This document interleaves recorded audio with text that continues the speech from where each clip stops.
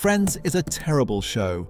At least that is what a certain kind of serious television criticism concludes. The apartments are absurd. The representation is inexcusably thin. The humor has aged in patches, some of it gracefully and some of it not at all. The laugh track tells you when to feel things. The will they won't they arc stretches for 10 years in ways that require both characters to behave unreasonably for the story to keep working. There are jokes in there that were bad when they aired and have only gotten worse with time. All of that is true. I am not going to argue against any of it. Friends is a terrible show.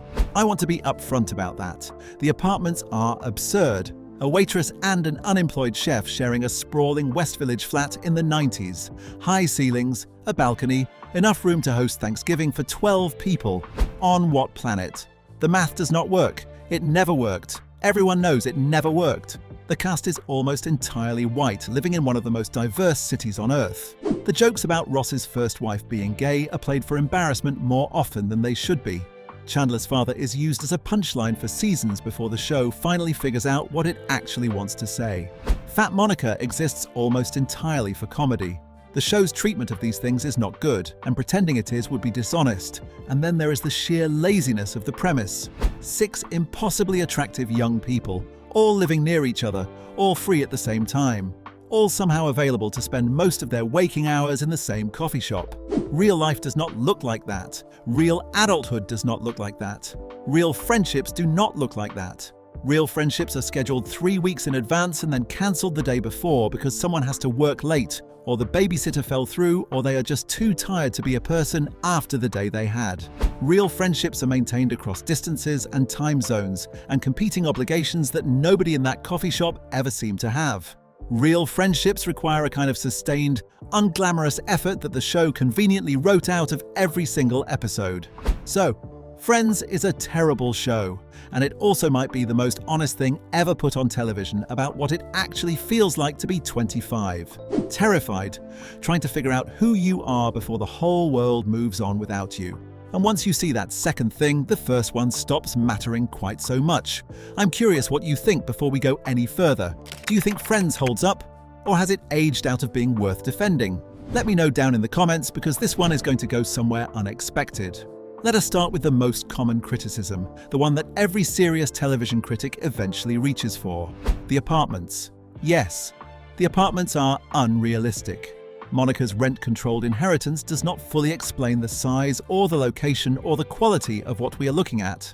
Rachel's waitress salary cannot carry her half of that life. The show simply decided that its characters would live in beautiful spaces and told you not to think too hard about it. But here is what I want you to consider. What if the unrealistic apartments are not a flaw in the storytelling? What if they are the point of it? If you enjoy these kinds of deeper dives into the things most people walk right past, make sure you subscribe. There are many more of these coming, and I think you will genuinely enjoy them. The apartments in Friends are not meant to be realistic. Well, it's not a part, no. I'm teaching acting for soap operas down at the Learning Extension. They are meant to be aspirational in a very specific, emotional way. Not the aspiration of wealth, not the aspiration of luxury, but the aspiration of space. The aspiration of a place where there is always room, where the door is never locked against the people who need to come in, where you can host and feed and gather and never have to send anyone home because there is nowhere to put them.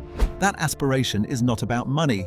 It is about the specific kind of safety that comes from knowing there is a place in the world that will always let you in. Most people who grew up in difficult or complicated families understand exactly what that aspiration feels like, even if they have never lived anywhere close to a West Village apartment with 14-foot ceilings. The fantasy was never the apartment. The fantasy was the open door. Think about what those apartments actually represent in the context of the show. Monica's apartment is not a real apartment. It is the idea of a home. It is the kind of home that all 6 of these people needed to find. In different ways, for different reasons, they could not find it inside their actual families. Ross's family loved him but had a favorite. Rachel's family was wealthy but hollow. Chandler's family was spectacular and absent. Joey's family was enormous and loud and present but too far away. The apartments are where the real family lives, and the show made them beautiful because the real family was supposed to be beautiful. The show was not depicting apartments, it was depicting belonging, and belonging, in the emotional logic of this story, deserved to look exactly that good. But before we get to that, I want to sit with something. something the show's critics use as a dismissal, something I think is actually one of its most important qualities, the fact that Friends is a comfort show. Critics use that phrase as an insult, as though something that comforts people is lesser than something that challenges or disturbs them, as though the proper function of art is always to unsettle, and something that makes you feel safe has simply failed at the harder job. I disagree with that entirely, and I think the specific moment in which it actually promotes a healthy body image. Friends rose to cultural dominance is important here. The show premiered in 1994 and ran until 2004. That decade included the Oklahoma City bombing, Columbine, September 11th, the early years of the Iraq War, and the steady anxiety of simply being young and broke and uncertain in an era moving faster than any previous generation had known. The internet arrived and rewrote the rules of almost everything. The economy lurched between boom and correction in ways that nobody had fully mapped yet. The sense that the world was accelerating beyond anyone's ability to fully track it, that the ground was always slightly shifting, was a consistent low hum underneath an entire decade of young adult life. And Friends ran through all of it every week, offering 22 minutes in which none of that was happening, and the worst thing anyone had to deal with was a misunderstood voicemail or a couch that would not fit around a corner. A lot of people were sitting in front of that television at the end of a hard day, or a hard week, or a hard year, and what they needed was not something that made the world feel darker and more complicated than it already was. What they needed was a place where the door was always open, and the people inside were still there, and the coffee was still on. That is not a small thing to provide for 10 straight years. That is a genuine act of care toward an audience. The show understood exactly what its viewers needed and delivered it consistently for 10 years. And the show wrapped a real emotional argument about loneliness and chosen family inside that care. And wrapping a real emotional argument about loneliness inside that care is exactly how the argument reached as many people as it did. Not in spite of being comfortable, because of it. But that is not even the strangest part. The strangest part is what happens when you look past the surface criticisms of Friends, past the apartments and the whiteness and the outdated jokes. You know what? I can stay. I'm gonna stay. And ask a different question entirely. Not what is wrong with this show, but what was this show actually trying to do underneath all the comedy, underneath the haircuts and the coffee shop and the laugh track? Because I have been thinking about this for a long time, and I think Friends was trying to do something that almost no television show before or since has attempted with the same consistency. It was trying to document in real time the specific terror of becoming an adult when you have no idea what you are doing. Watch the pilot again, not as a comedy, as a document. Rachel Green runs out of her own wedding in a soaking wet dress. No plan, no money, no idea who she is outside of the role she was born into. She is a grown woman who has never once been required to figure herself out. And she is standing in a coffee shop in 1994, crying. And the show is asking a question it will spend 10 years trying to answer. What do you do when the life everyone built for you no longer fits, and you have not yet built one of your own? That is not a shallow question. That is one of the most universal questions any young adult has ever faced. And it does not get asked enough by television that takes itself seriously, because television that takes itself seriously tends to be interested in power, and corruption, and violence, and the specific gravity of human failure. What it does less often is sit with the quieter terror of simply not knowing yet, of being an adult by age but still a question mark by identity, of standing in your own life and not being entirely sure what you are supposed to do next. And the show asks it in the very first scene. Because she was nervous because you guys are like my best friends. Before a single joke has landed, before the theme song has played, before anyone knows anyone's name. The whole show was always about that question, hiding, admittedly, inside a lot of jokes about coffee and dinosaurs, and ugly naked guy. Before we get to Phoebe, I want to sit with something else. There is one character who almost never gets discussed in the context of the show's serious emotional ambitions. One character who I think actually carries more of the show's real weight than anyone ever gives her credit for. Because Phoebe is the character the show most consistently underestimates in its own framing and most consistently undersells to its audience. She is written as the comic relief, the strange one, the one whose lines exist to land a laugh rather than advance an emotional argument. But if you strip away the delivery and the weirdness and the laugh track that fires every time she opens her mouth, what you find is a person carrying more genuine backstory than any other character on the show, more real loss, more real resilience, and almost nobody ever stops laughing long enough to notice, Phoebe Buffay specifically. Most people remember Phoebe as the quirky one, the one with the weird songs and the strange stories about her past lives. The one the show uses as comic relief whenever it needs something outlandish to happen.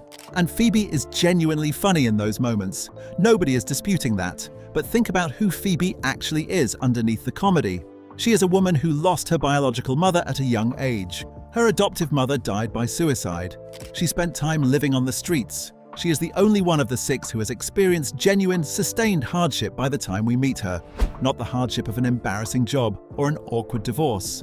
The kind of hardship that actually reshapes a person. And what did it reshape her into? Someone who chooses deliberately and repeatedly to remain open, to remain warm, to trust people, to believe in good things, to find joy in the smallest possible place when the larger places have already failed her. That is not naivete. That is a decision made by a person who has faced real darkness and decided not to let it define the whole of her life, and the show codes it as quirky, as comedy, as the funny stuff that Phoebe does. Good hands, and I'm so good with meeting parents. With the father, you want... But Phoebe is actually the show's deepest argument about resilience, about what it looks like to survive genuinely difficult things and still choose love over bitterness. She just delivers that argument in a costume made of strange stories and bad songs, and genuine warmth that makes everyone around her feel inexplicably like the world might actually be okay. But that is not even the strangest part. The strangest part is how the show handled loneliness, because I do not think enough people talk about how much loneliness is actually in Friends, hiding behind all that warmth. Think about what each of these characters was facing when we first met them.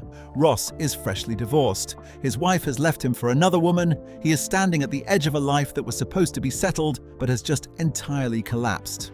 Rachel has fled the only identity she was ever given and is starting from zero with nothing.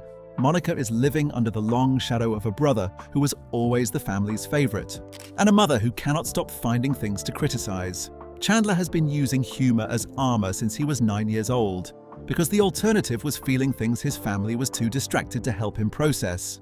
Phoebe lost her mother to suicide as a teenager. She spent years without stable housing. She's been building herself from scratch for most of her adult life. Joey grew up in a giant, loving, loud family in Queens and has been quietly homesick for that specific warmth ever since he left. Every single one of these people is lonely in a very specific, very real way, and the show's entire thesis, its actual reason for existing, is something specific. Chosen family can fill the shape of that loneliness in ways that blood families sometimes cannot. Okay, everything. I think we're calling off the wedding. What? That is not a shallow idea. That is one of the most important things any piece of storytelling can say. And it is particularly important in the context of the 1990s. Young people were moving to cities in record numbers, discovering that adulthood was not the settled, supported thing they had been told it would be. They were arriving in places like New York and Chicago and Los Angeles with degrees and ambitions and almost no infrastructure for what came next. The extended family support systems that previous generations had relied on were geographically scattered. The cultural script that said your community would be waiting for you when you arrived had quietly stopped being true. And a whole generation was quietly figuring out, often alone in a small apartment in a large city, that they were going to have to build the thing from scratch. The coffee shop, the constant gathering, the unlocked door, the apartment that always has room.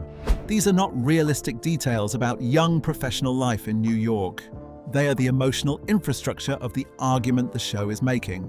They are the show's answer to the loneliness question.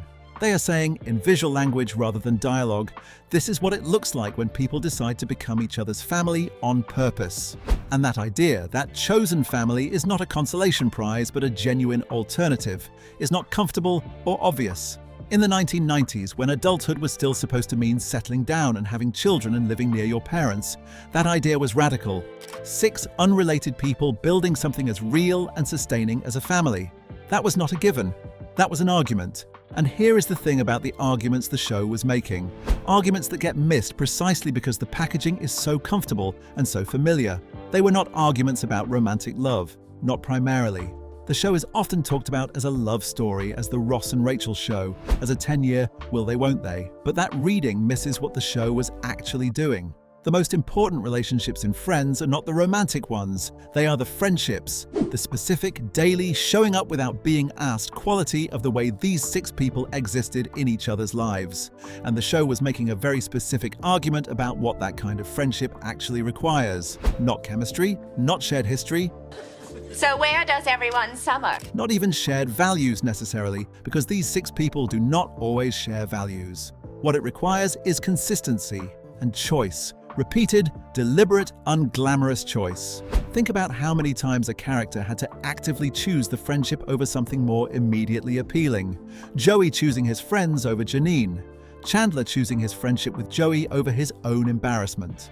Monica choosing to keep hosting even when nobody fully appreciated what hosting actually cost her. Ross choosing to show up for his friends even in the middle of his own most embarrassing collapses. These were not dramatic, cinematic choices. They were quiet, daily, easily skippable choices, and the show made them the actual substance of the story, dressed up inside the jokes in the apartments. Because those quiet, daily choices are what real friendship actually is. Not the grand gestures, not the airport scenes or the speeches.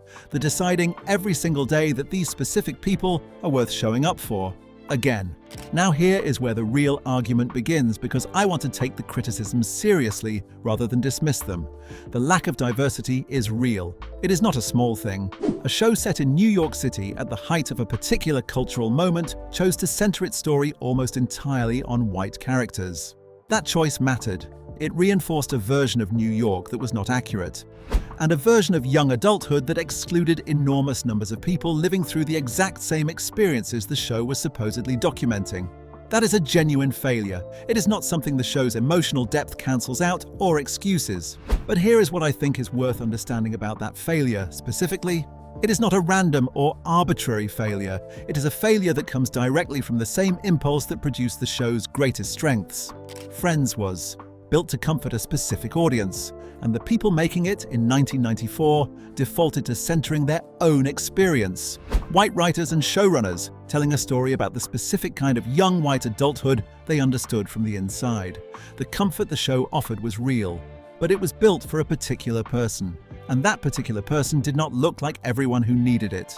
The loneliness the show was documenting was not a white loneliness. It was not a loneliness that belonged exclusively to any one group of people. Young black adults were moving to cities and building chosen families. Young Latino adults were navigating the same gap between the life they were handed and the life they actually wanted. I get my own room? You don't think we'd buy a house and not have a... Young people from every background were sitting in apartments that were too small and too expensive, trying to figure out who they were going to become. And the show that claimed to speak for that experience spoke for only a narrow slice of it. That is worth sitting with. Not because it undermines everything else the show managed to do, but because it clarifies something important. Even the most emotionally honest storytelling can fail when it does not interrogate its own assumptions about who deserves to be at the center. The show asked a beautiful question. What do you do when the life built for you no longer fits? It just did not ask that question on behalf of enough people. It asked it for 6 specific people who all happen to look a particular way. And the millions of people who recognize themselves in that question anyway, despite the show's limited vision, deserved a version that fully included them too. That is a genuine failure. It is not something the show's emotional depth cancels out or excuses. But here is what I keep coming back to. The show's flaws and its genuine emotional power are not separate things. They come from exactly the same source. They both come from the show's fundamental decision to make something comfortable. That decision produced both the failures and the depth simultaneously from the same creative impulse. The show was too comfortable to push for diversity the way it should have, and the show was too comfortable to let its characters stay broken, which is why every single one of them by the final season had actually grown into something more complete than what they started as. The comfort was the problem, and the comfort was the gift. The show wrapped that radical idea in the most accessible, comfortable, laugh track packaging it possibly could. And because of that packaging, because of the unrealistic apartments and the perfect hair, a lot of serious people never looked underneath it, never looked long enough to see what was actually there. And there is one more thing worth acknowledging, something that is easy to miss because the show never announces it directly. The 6 characters in Friends, for all their attractiveness and their improbable apartments, are not actually winning at life when we first meet them. Ross is newly divorced and falling apart. Rachel has no job, no plan, and no identity. Monica has a career she loves, but a family that has spent her whole life making her feel like second place. Chandler is working a job he hates under a name nobody can define and hasn't let anyone actually see him in years. Joey is broke, consistently rejected by the industry he loves, and quietly homesick for a family that is too far away. Phoebe has survived more genuine hardship than anyone in that apartment will admit out loud. These are not successful, sorted adults. These are people who are figuring it out, messily and imperfectly and publicly in real time. The show always knew that. The comfortable packaging was never meant to suggest these people had everything figured out. It was meant to suggest that the mess was survivable, that you could be in the middle of figuring it out and still be loved, still be seen, still belong somewhere. This is a good thing for me. And you even said yourself you'd never seen... That is what the apartments were saying all along. Not that everything is easy, that there is somewhere to come back to no matter how badly the day went. And then there is the finale, the moment that I think is the emotional center of the entire 10-year argument. The one almost nobody ever discusses in those terms. Everyone leaves. Chandler and Monica move to the suburbs. The apartment that has been the center of everything, the place where the chosen family lived and fought and cooked and gathered, is emptied out. The keys go on the counter, and Monica looks around the space one last time. She pauses there, in the doorway of the place that held everything. The camera holds on her face. The show lets it breathe for a moment, longer than a comedy usually would before she walks away. Most people remember that moment as a tearful goodbye to the show itself, an acknowledgement that the thing is ending. The actors and the audience saying farewell at the same time. But I think that scene is actually the show's final argument, stated without words. Because what the empty apartment represents is not an ending. It is the proof that the ending was possible. That these 6 people had built something substantial enough to survive its own conclusion. That they could leave the place where the chosen family was built because by this point, the family itself was portable. You do not need the apartment anymore because the apartment was never the point. The apartment was just where you figured out that you wanted the people. And now you know that. And now you have them. And now you can go. That is what 10 years of television was actually building toward. Not the wedding, not the baby, not the career arc or the romantic resolution, or the perfectly timed final joke. Just the quiet, undramatic proof that the choosing worked. That the family you built on purpose turned out to be as real as any family you could have been born into, and that you can carry it with you now, out of the apartment and into whatever comes next, because it was never the walls that held it together.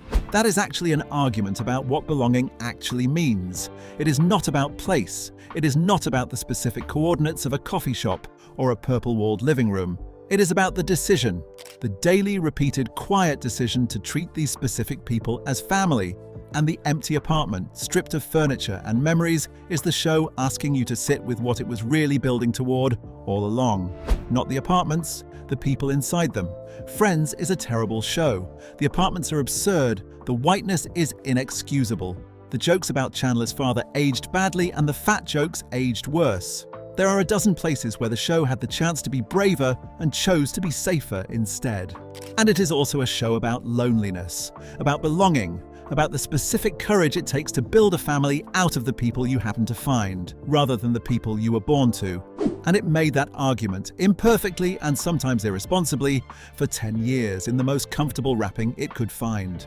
So that the people who needed it most could actually sit with it long enough to feel it. That is not terrible. That is just television, with all the flaws and all the grace that television is actually capable of containing at the same time, in the same story, in the same 22 minutes. The door was always open. There was always room on the couch. The coffee was always on. For a lot of people at a lot of different moments in their lives, that was exactly what they needed. Not a perfect show, not a brave show, not a show that did everything right or included everyone that it should have. A show that kept the door open. And honestly, after everything, that still counts for something.